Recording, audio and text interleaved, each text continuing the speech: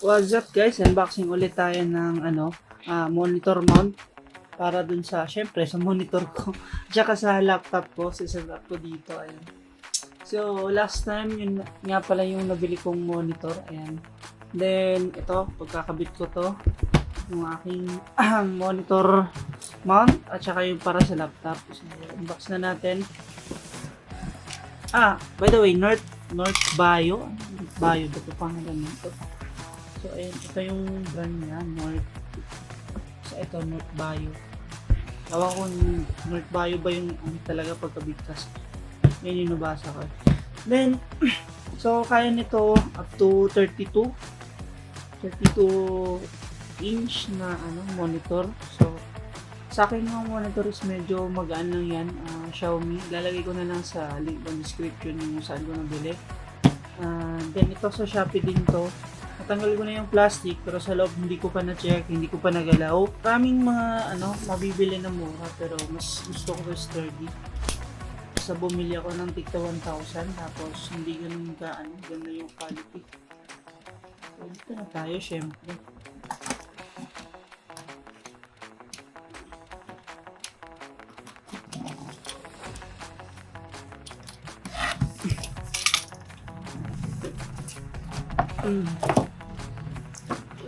Nandito na pala yung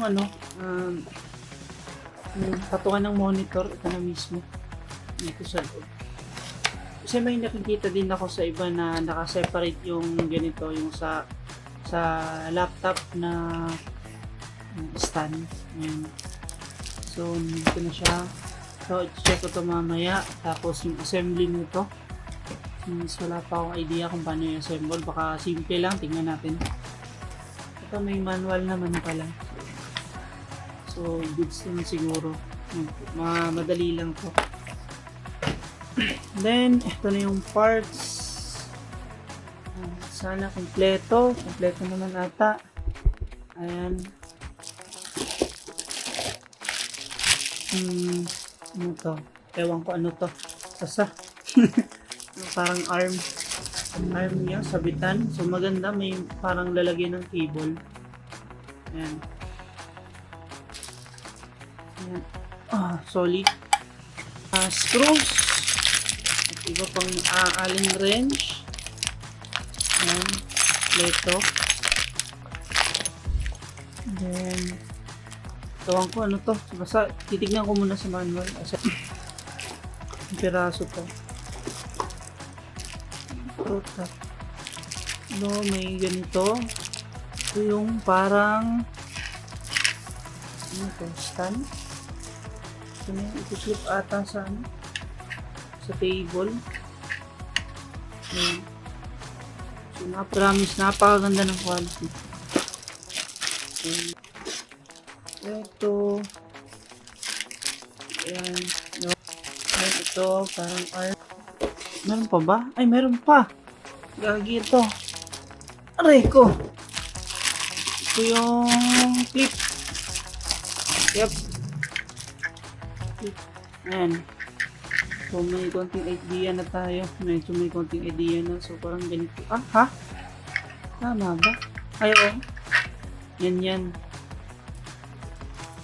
So, ito na lahat yung parts na niwalay ko muna. So, ayan, i-itemize mo muna para mas mabilis. So, dito banda, ito yung lahat na para sa sa mount.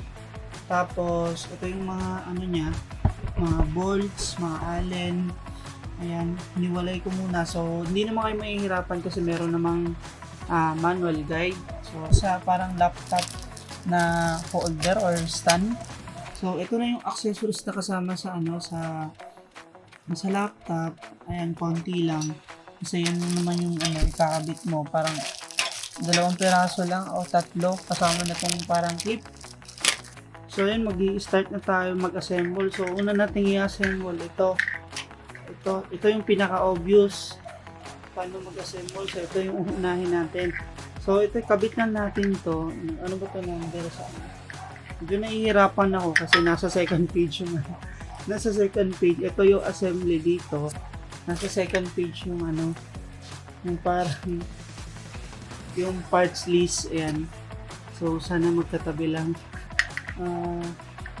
Ewan ko, number 5. Basta, ito. Ayan. So, may 4 na screws. So, yung screws is C. C, ito, 4. Itong 4 na to. Ito yung, i-screw mo dito. So, bali pa ganyan. Ayan, o. So, ganyan. So, i-screw muna natin to. So, meron naman siya kasama mga Allen wrench. So, ito na yung gagamitin mo kung wala kang tools. Meron man, pwede. Yung ibang tools. Ito. Sapak natin. Ito. Ng Allen wrench.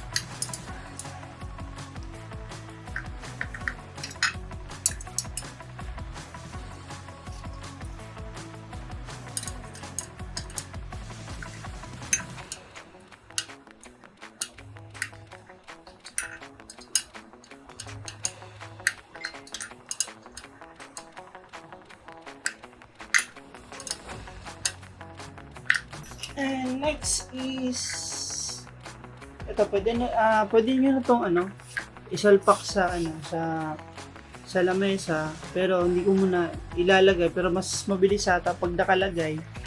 So, kasi aayusin ko pa yung mesa ko, hindi ko pa nagalaw.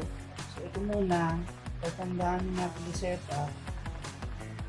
Next naman natin is yung mga insert dito sa nandito naman sa may manual naman, so tignan nyo na lang. Mas madali nga to pag nakalagay na sa mesa pala ito. So kung so pag nakalagay na sa mesa, sasalpak mo na lang, mas mabilis. Ayan. Then next is ayan, takip para hindi makita yung screws pala pa yung silbi niya, natanggal Next is ito, yung pa natanggal sa plastic. May dalawang ganyan. Nawala yung isa. Ayan na, nakita ko na. Putik na kinabahan ako. Walang ng isa. Iba yan. So, dalawa. So, ayan ang gagawin mo. So, salpak ka ng dalawang ganito. Ayan.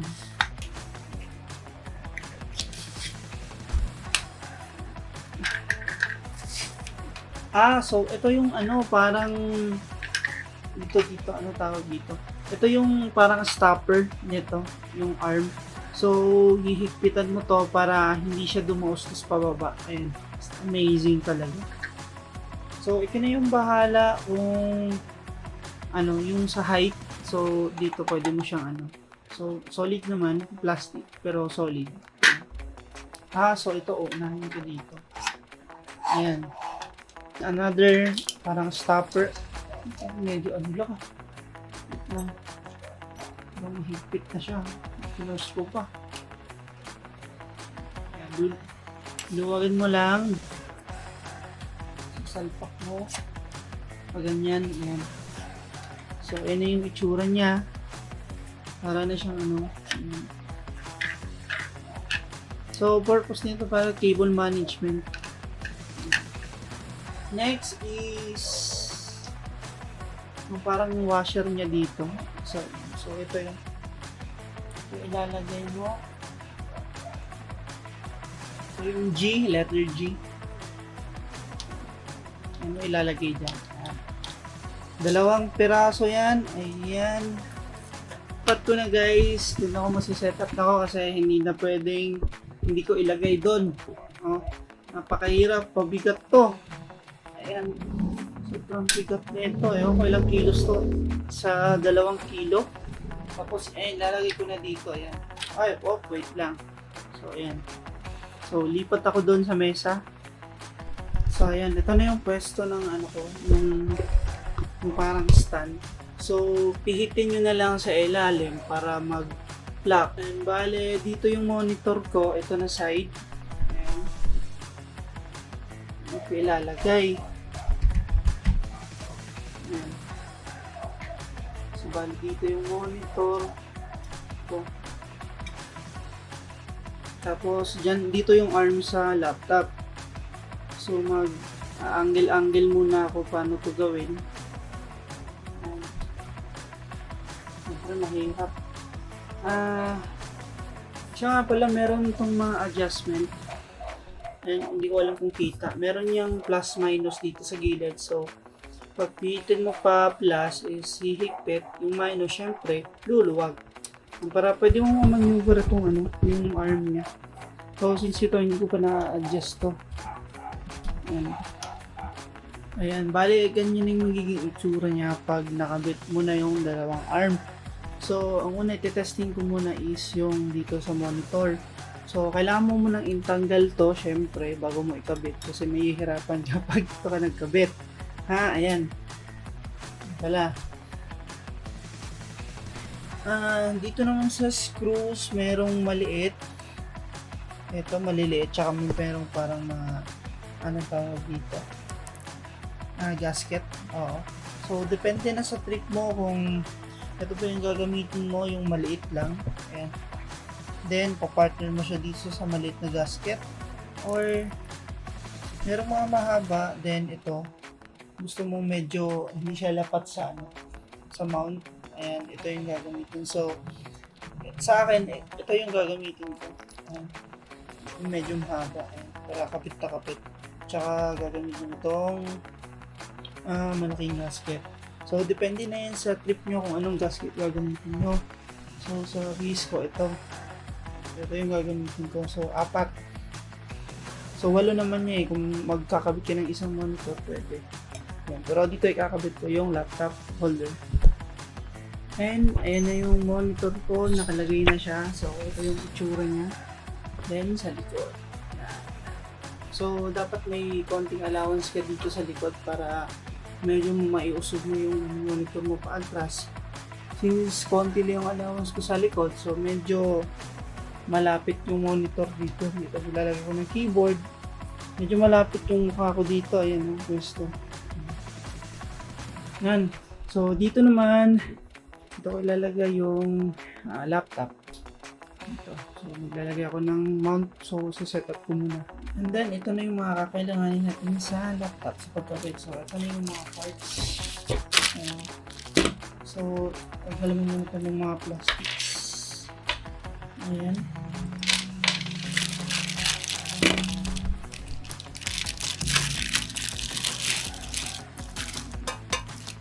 Metal po yan .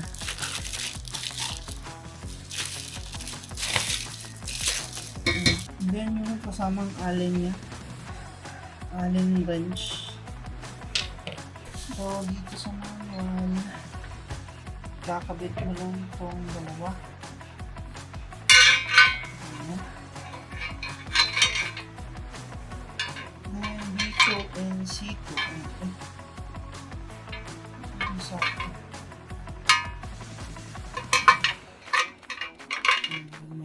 Ayan. Tsura niya. Kala ko dito pala. Ayan. So, may dalawang ito. Screws. Ito yung dalawa. Ayan. And dito, dudugtong mo lang sila.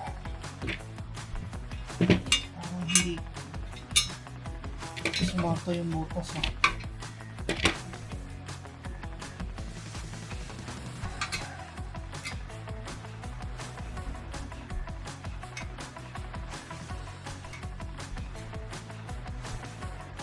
So, ganyan lang. Then, yung dalawang clip. Okay. So, yan, clip. Ito yung lock. Wait lang. Kita ba? Hindi. Ang dilim. Ito, ilalagay mo dito sa gilid. Yan. Tapos, may dyan, parang tawag dito, clip. So, ilalagay mo lang yun para mag-lock. Ah, yan. So, hindi na siya matatanggal. Amazing. Then, sa kabila naman. Then, lock.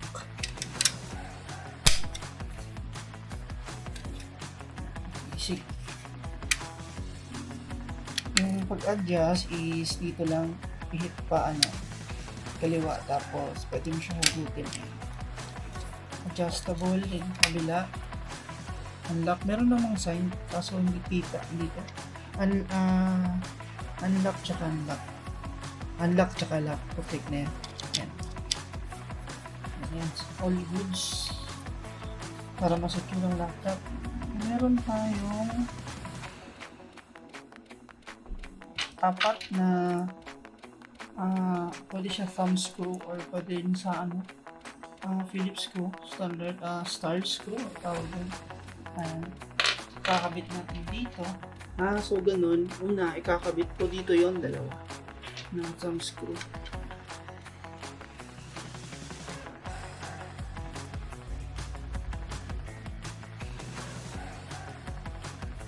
Tapos, kasi may sabitan dito, ayan o. Ito nyo yan.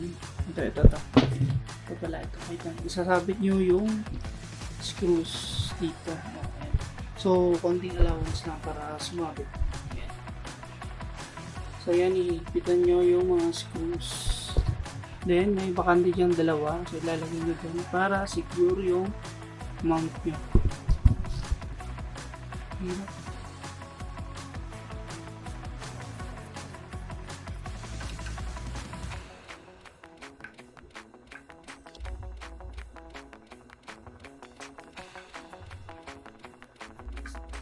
And ready na yung laptop mount nyo.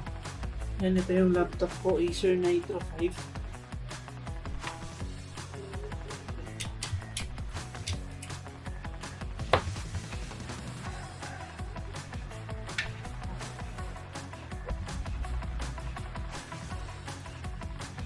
Yan. Very nice naman.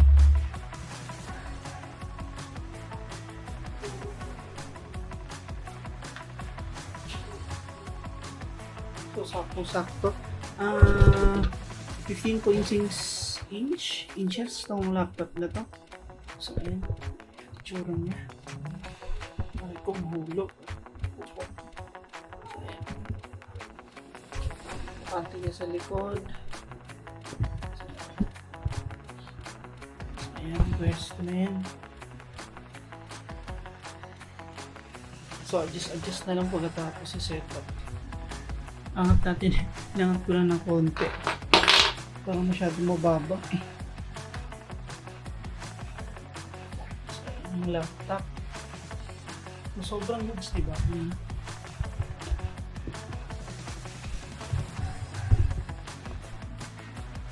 Ayan, sa wakas, goods na.